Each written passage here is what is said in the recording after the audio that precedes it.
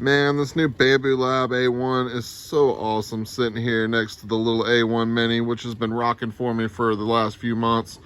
Oh man, I'm so happy that I'm kind of feeling complete here. You know, I got the two bamboos and then I got three enders that I'm actually going to be specializing. So this one is going to be getting a 0.4 nozzle on it. It's got a 0.6. Actually, all of these have 0.6 nozzles on them.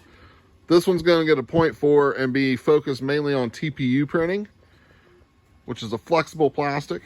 This one is going to get a 0.4 hardened steel nozzle so that I can mess around with some composites, like some of the wood stuff, the bone stuff, some of the metal composites, some really cool stuff. And then this one's going to just stay what it is, 0.6, and just be, you know, kind of a random whatever printer. The printer that I take with me to shows and stuff too. But these are my main production printers, and man, let me tell you, I couldn't be happier.